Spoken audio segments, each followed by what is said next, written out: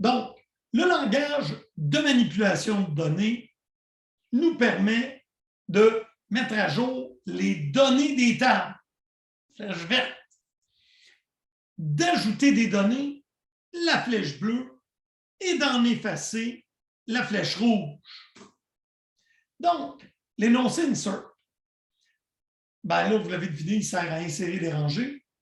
Et là, ce qui est important, c'est d'apprendre la syntaxe. Parce qu'en fait, c'est juste ça qui est compliqué. C'est premièrement insert into la table, entre parenthèses, les colonnes dans lesquelles on va insérer, values, entre parenthèses, les valeurs des colonnes. Et là, l'ordre des colonnes vous donne l'ordre des values.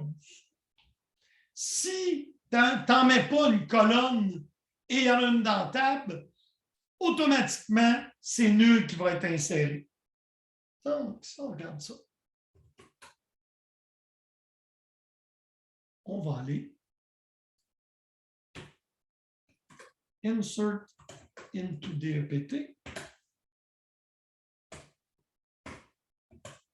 No, virgule, dname, virgule. Je vais faire exprès, je ne mettrai pas de lock pour que ce soit différent.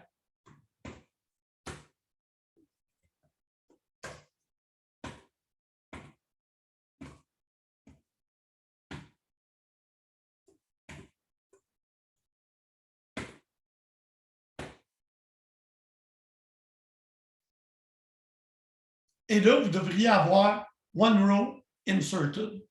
Alors, allez-y, s'il vous plaît. J'aime vraiment pas ça quand tu fais ça.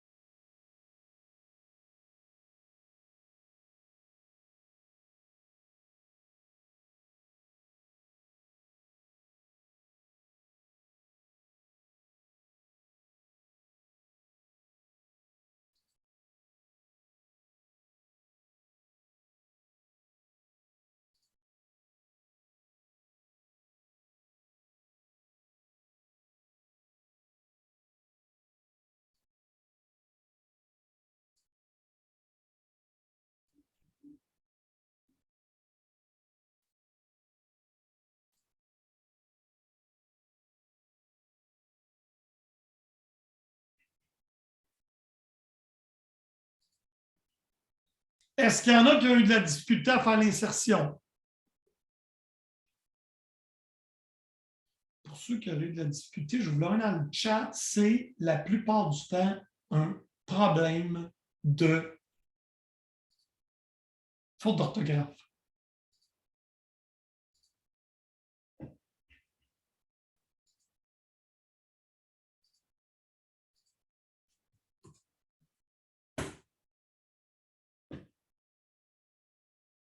Et si vous faites un select,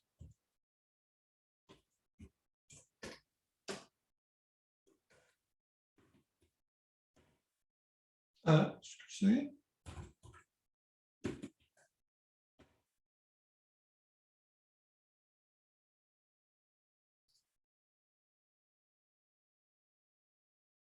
et là, j'ai ajouté le 99. Donc, vous voyez, je n'ai pas fait de commit et automatiquement, je le vois. Alors, c'est comme dans Word. Quand tu tapes tu vois exactement ce que tu tapes. Tu n'as pas besoin de sauvegarder ton fichier. Mais si quelqu'un ouvre ton fichier, il va avoir l'ancienne version. Si tu veux qu'il voit, il faut que tu commites. Même chose dans une BD orale. Tu travailles dans une petite BD privée jusqu'au moment où tu commites. Quand tu commites, les autres qui seraient connectés sur la même base de données le verraient.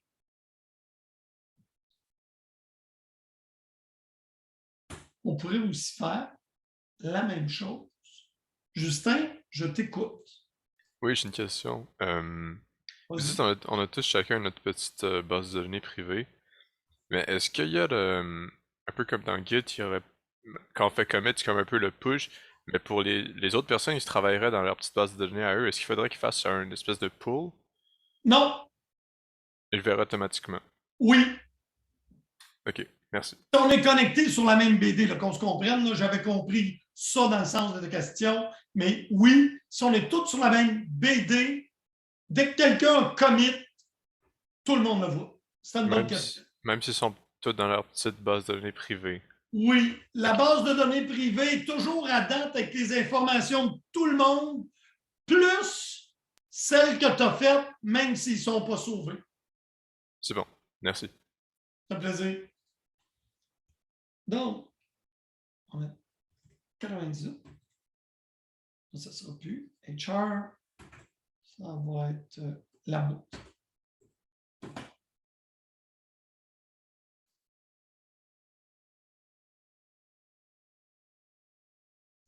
Et là, quand je fais un insert sans nommer les colonnes, je dois avoir la même ordre que ça. Parce que si jamais je ne le sais pas, hein,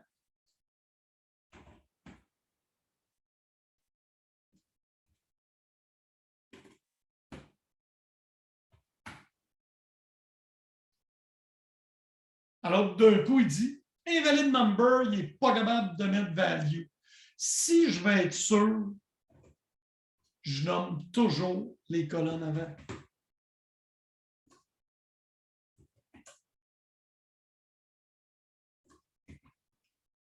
Donc ça va être bon. L'ordre des données doit être matché, hein, du terme anglais. L'ordre des colonnes nommées. Là, on va voir que ça passe.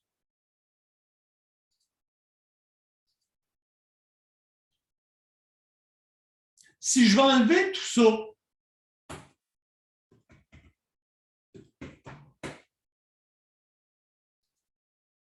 rollback, et là, je reviens à l'état précédent. Tout ce que j'ai fait, c'est comme fermer un document Word. Do you want to save your change? Non.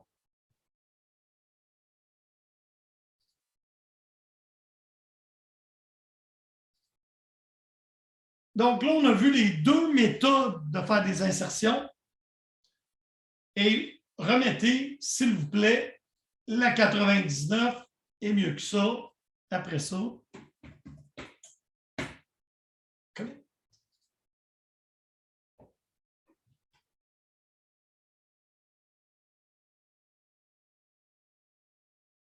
donc, est-ce que tout le monde a maintenant la rangée 99 dans sa table de département?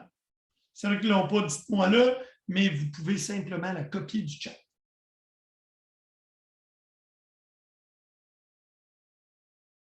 All right?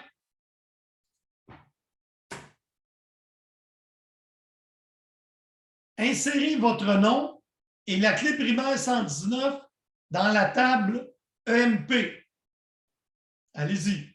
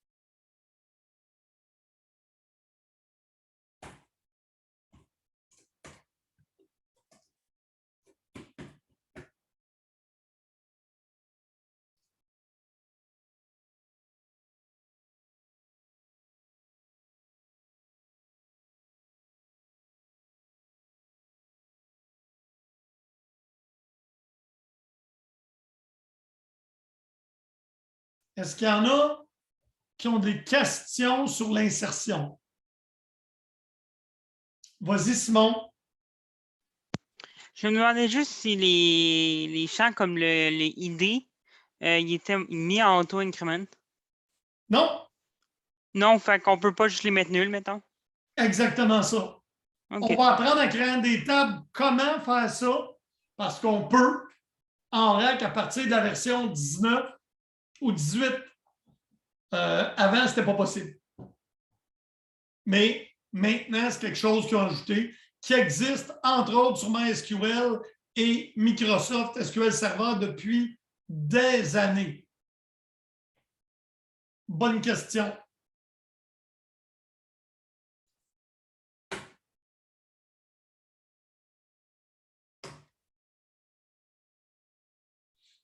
OK, il y a quelque chose d'autre de le fun pour faire un insert. C'est un insert into une table à partir d'un select. Donc, on va se créer une table vide. Okay. Table, excusez, MP underscore copy as select étoile from MP where 1 égale 2.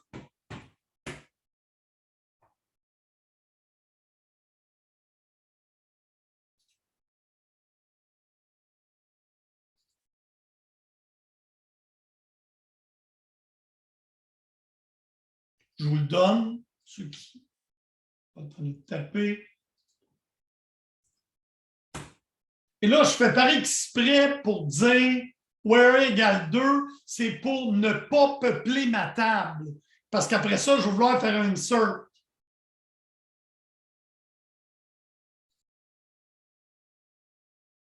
Donc, j'ai une nouvelle table qui s'appelle mpcopy et on peut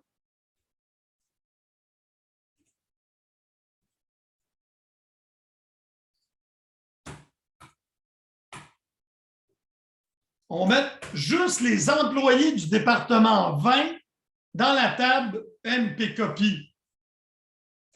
Donc, insert into. Qu'est-ce que je veux? Je veux select.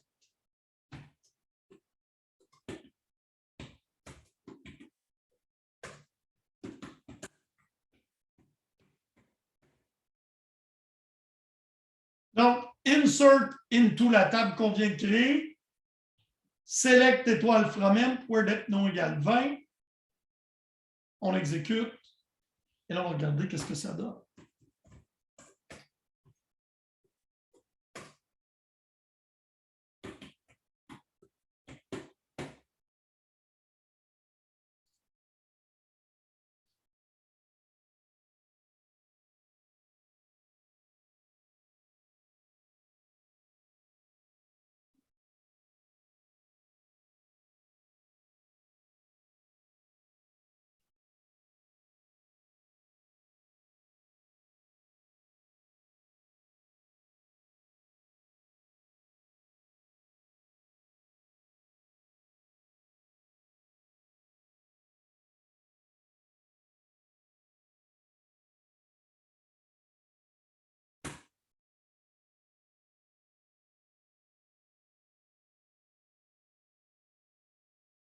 Et j'aurais pu y aller avec un sous-ensemble des colonnes. Donc là, on va juste rentrer le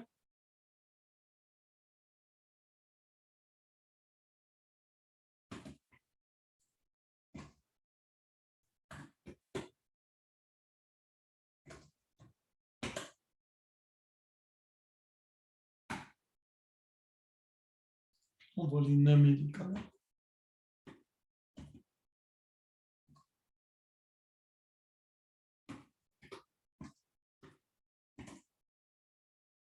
Where, parce que le département va être égal à 30. Donc là, on va juste prendre le numéro d'employé, le nom et le numéro de département. On va l'insérer where les employés ont le numéro de département 30. Oups, je me suis trompé, c'est Tepidon.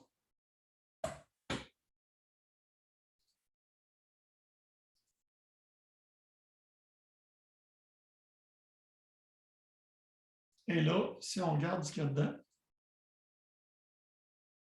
les employés du département 30 ont été rentrés, mais juste leur numéro et leur nom avec le numéro de département.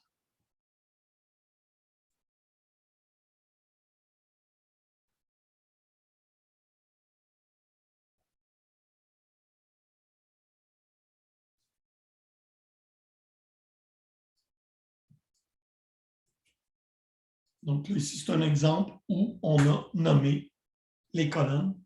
Donc,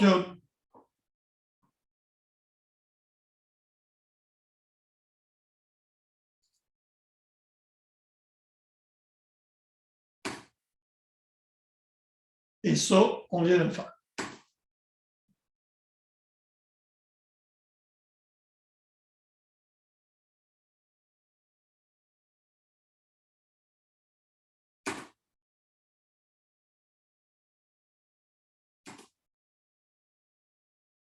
Donc, je pense qu'on a assez travaillé avec Insert. Vous voyez que ce n'est pas un énoncé qui est particulièrement difficile. On va maintenant apprendre à faire des updates. Peut-être qu'on a des employés qui changent de département. Peut-être qu'on a un département qui déménage puis qui s'en va dans une autre ville. Donc, pour mettre à jour, on fait update nom de la table, 7 colonnes égales, where.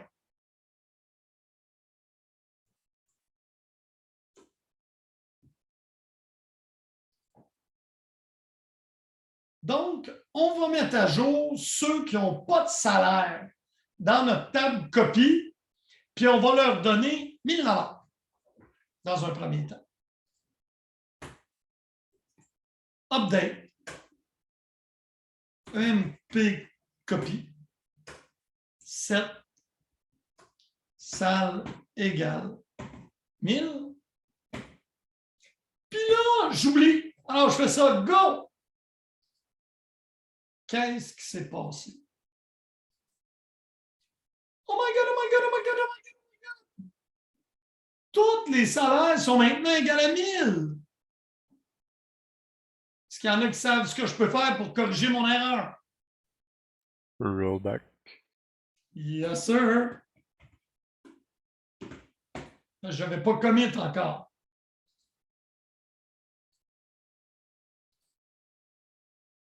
Voyez-vous? Ah, je suis heureux de mon erreur.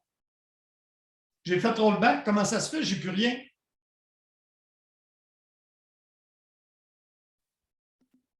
Allez! Ça va fait un commit. On n'avait pas commit. J'avais pas commit. Puis rollback, ça recule toujours.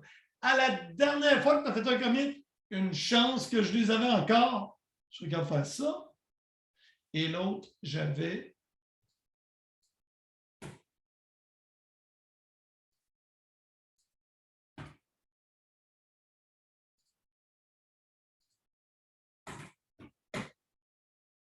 Alors, j'ai réparé mon erreur. Allons voir si c'est vrai.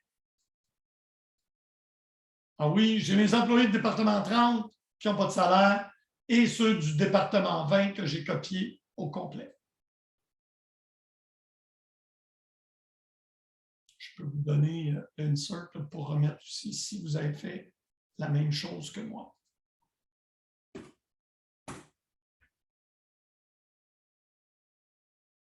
En cette fois-là, je vais faire un commit.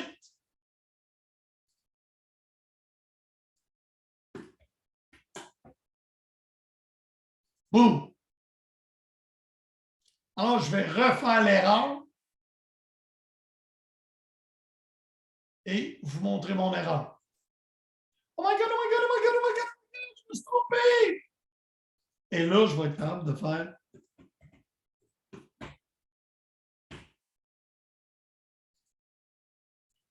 oui, David.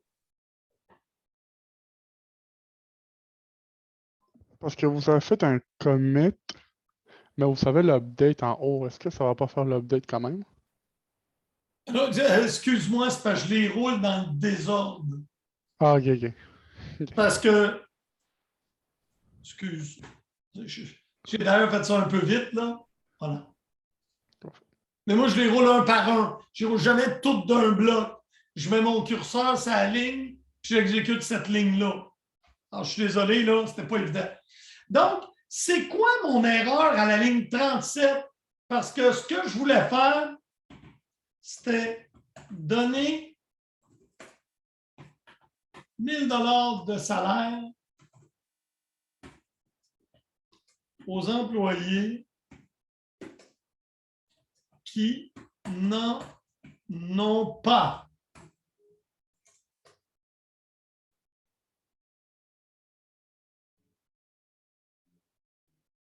David, je t'écoute. Je dis parce que pour l'update, vous avez mis le tableau au complet. Exactement. Quand je fais un update, habituellement, ça prend toujours un where pour spécifier sur quoi s'applique l'update. Donc, le salaire de ceux qui n'en ont pas, ça va être sal is nul. Donc, ceux qui n'ont pas de salaire vont recevoir un salaire de 1 000 $. Allons voir si c'est vrai. Wouhou! Là, j'ai corrigé mon erreur. Je vous laisse 2 minutes pour vous rattraper. Parce que je sais, des fois, je vais vite. Exactement, Théo.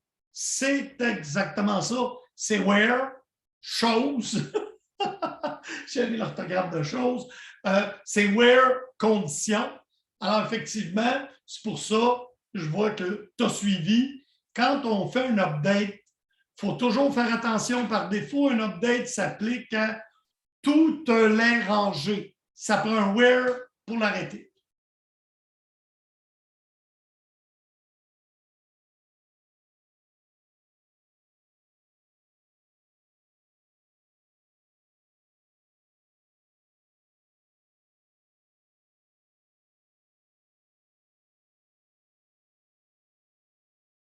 Et si on est heureux avec Justin, je t'écoute. Oui, moi c'était une question pour le update. Oui, Est-ce qu'il y a d'autres choses que 7 après update ou c'est le seul? tu peux faire 7 salles égale 1000,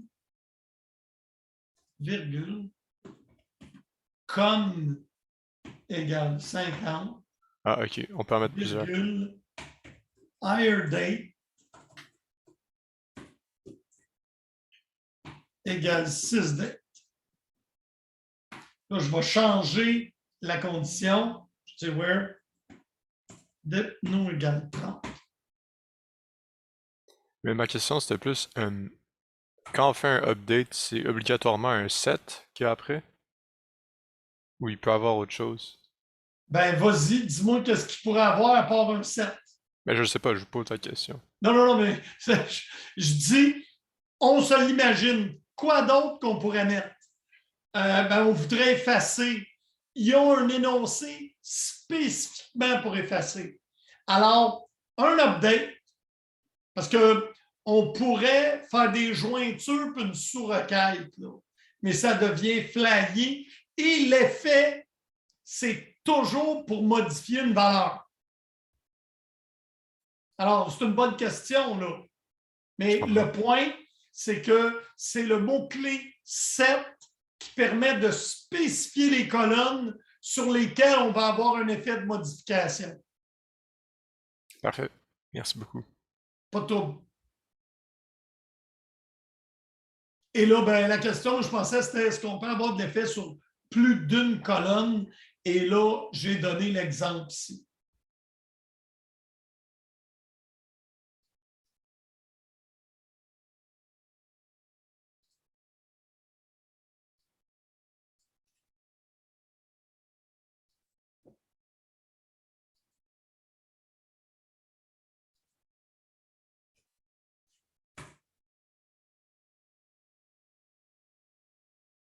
Oui, si tu mets, si ta syntaxe n'est pas bonne, Théo, ça va planter.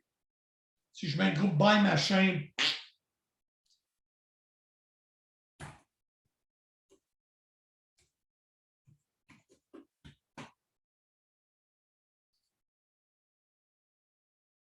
Il n'y a pas de group by dans le. Puis, lâche-toi là, si tu peux essayer toutes les folies que tu veux. Tu sais comment faire un rollback, Théo. Tu fais un rollback. Alors maintenant, on sait comment. Puis là, si la clause word est absente, l'énoncé affectera toutes les rangées de la table.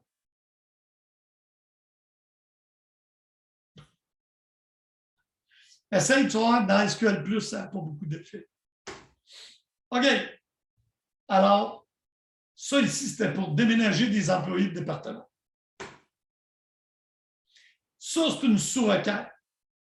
Tu sais, si je vous demandais, réduisez le salaire des employés à la moyenne du département, vous pourriez faire quelque chose comme ça. Allez mettre l'employé Clark dans le département 40. Go, vous devriez être capable de faire ça. Je vous donne 2 minutes.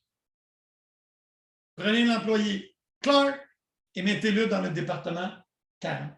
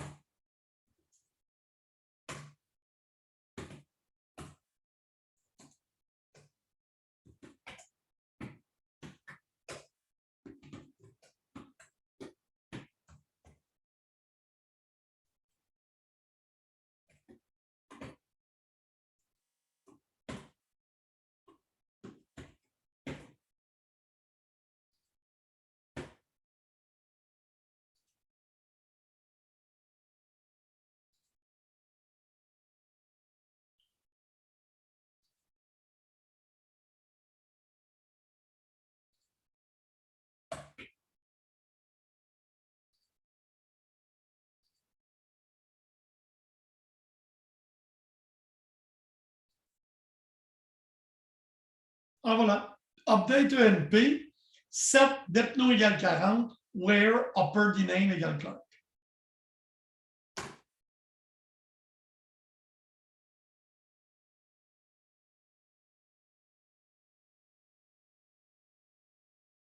Attention, Théo, quand tu fais des chaînes de... Ouais, voilà, merci, merci beaucoup. Quand tu fais des chaînes de caractères, c'est des apostrophes et non des guillemets.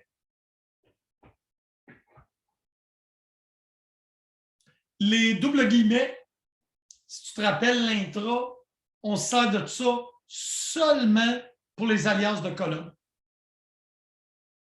C'est tout. Le résultat, c'est toujours un apostrophe. Eh bien, il nous reste à effacer. Là, comprenez que delete, c'est violent. Ça fonctionne comme update. Fait que première affaire, moi, je vais commuter.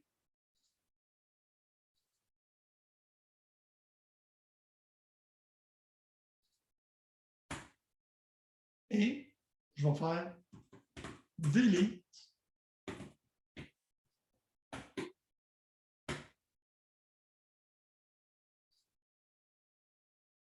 Et là, si je fais un select dessus,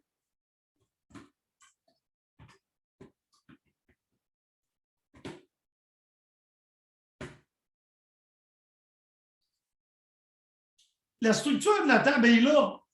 On n'a pas droppé la table, on l'a seulement vidé de son contenu. Parce que si tu ne mets pas de where à la clause delete, il vide tout.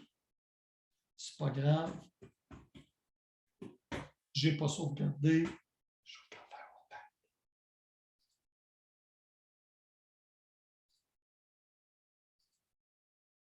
Phew. Alors, je vous montrais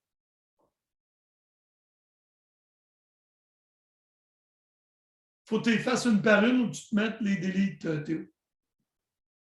Alors, si je vous demandais déliter l'employé Allen de notre emploi de EMP copy.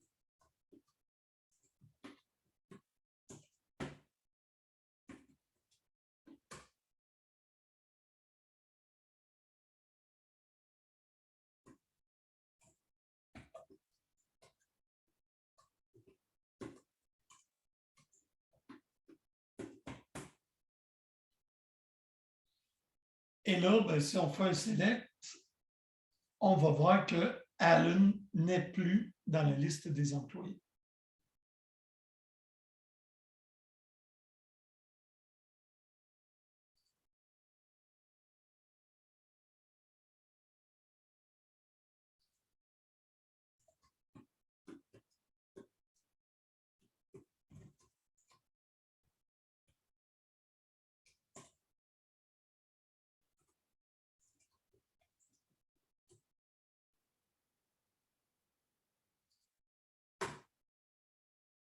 On peut aussi utiliser une sous-requête dans un délai.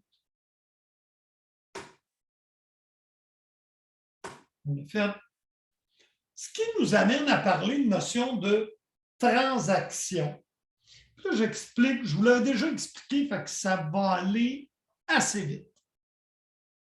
Si tu transfères de l'argent d'un de tes comptes à un autre, il va y avoir au moins 2 opérations, puis probablement 3.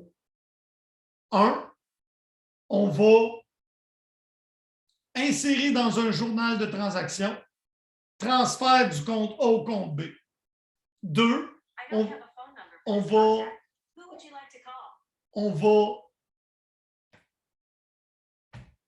Siri a aimé ce que j'ai dit. On va ensuite mettre à jour le solde du compte 1 et le solde du compte 2. S'il y a quoi que ce soit qui arrive là-dedans, tu vas être capable de revenir. Ben voilà la notion de transaction.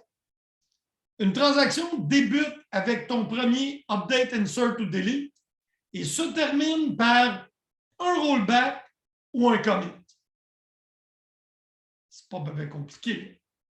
Quand est-ce qu'on commence une nouvelle transaction? Ça se fait automatiquement dès que tu fais insert, update, delete. Quand est-ce qu'on termine une transaction? Quand on fait commit ou rollback. C'est aussi simple que ça, une transaction. Donc, entre autres, si on a l'exemple, j'ai un compte d'épargne, j'ai un compte chèque, puis j'ai un journal de transaction. Et là, il va falloir que je fasse 2 updates par un insert. Hein? Update le solde de mon compte d'épargne, update le solde de mon compte chèque et insert into les transactions de la banque. S'il y a un seul énoncé avec lequel il y a un problème, ce qu'on veut, c'est que tous les énoncés soient défaits.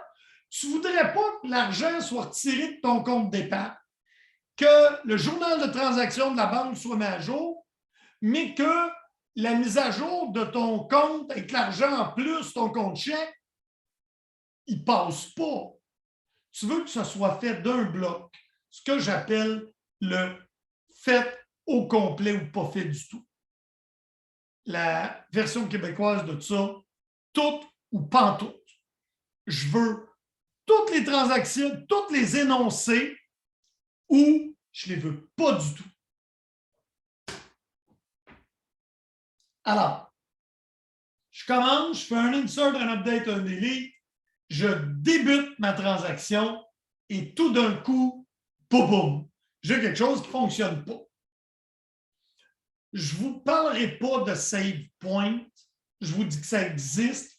Tu peux te mettre des petits marqueurs puis faire un rollback à un save point. En fait, save point, c'est typique Oracle et on ne travaillera pas avec ça dans mon cours. Alors, c'est beau, oubliez cette diapo. Donc, j'ai commencé DML, ou en français LMD, langage de manipulation de données.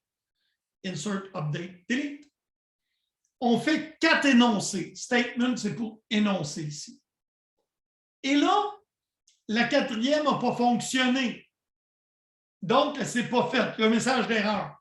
Mais ça ne défait pas les autres, ça. Ça va arrêter à la 4e. Et 1, 2, 3 sont encore faits.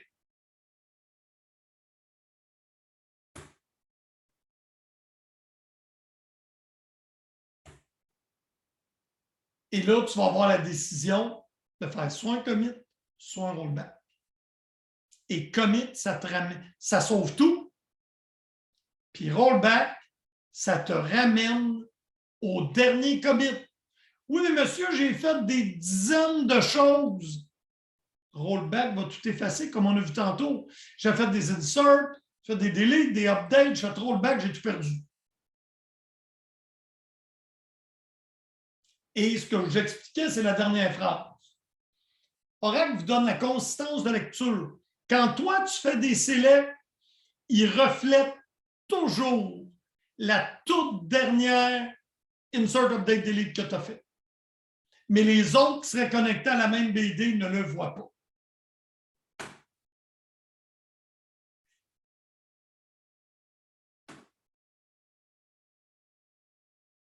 Alors, une série d'instructions SQL, ça fonctionne bien parce que ça respecte le principe ACID. A-C-I-D. Même s'il y a plusieurs énoncés, une transaction, c'est considéré comme étant un tout. Elle va tout passer ou elle ne passera pas du tout. C'est la notion d'atomicité.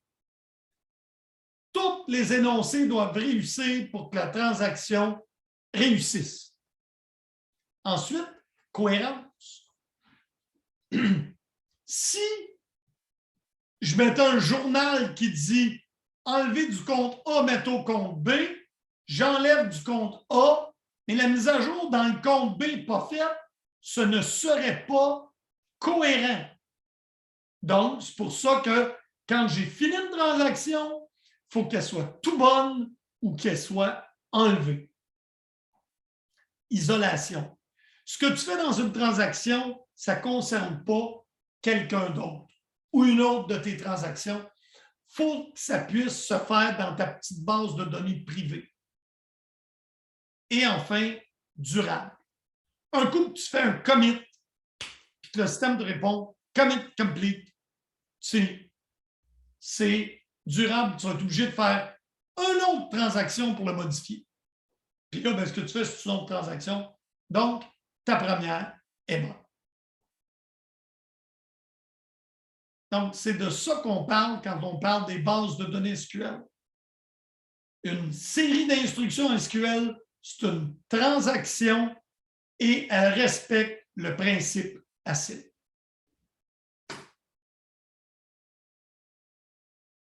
Qu'est-ce qui est important ici? Dans cette diapo-là, c'est juste une chose. C'est que les instructions DDL. Monsieur, c'est quoi DDL? Data Definition Language. Create table, alter table, create user. C'est une seule instruction et elles font un commit automatique. Donc, tu fais du DML, insert, update, delete. Puis là, tu dis, ah, je vais créer une table, create table. Et là, tu dois comprendre que tu as fait le commit de tout ce que tu as fait avant. Donc, je répète, une transaction de langage de définition de données, on va en faire au prochain cours, génère un commit implicite.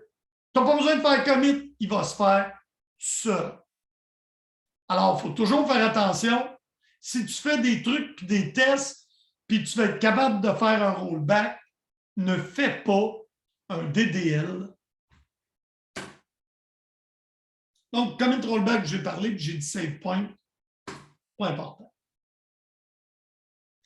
Les limites d'une transaction, mais là, c'est très clair. Ça débute avec le premier énoncé, insert, update, delete. Ça se termine par un commit ou un rollback. Que ce commit ou rollback-là soit implicite ou explicite. Si ta session SQL se crash, il va y avoir un rollback implicite. Si tu fais du DDL, il va y avoir un commit implicite. Tu ne le feras pas, mais le système va le faire pour toi.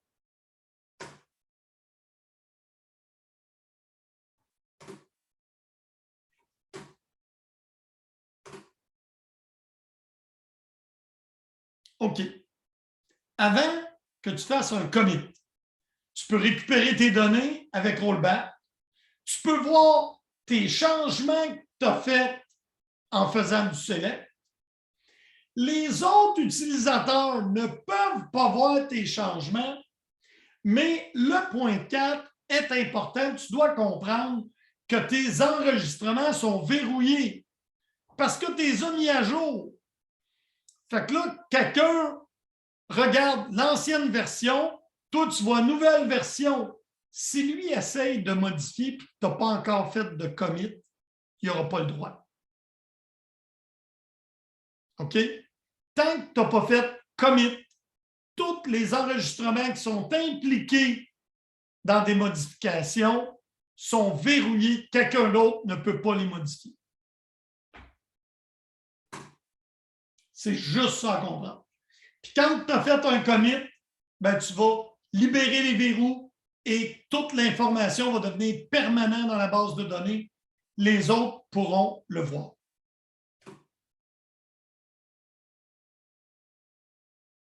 Commit avant, on l'a fait.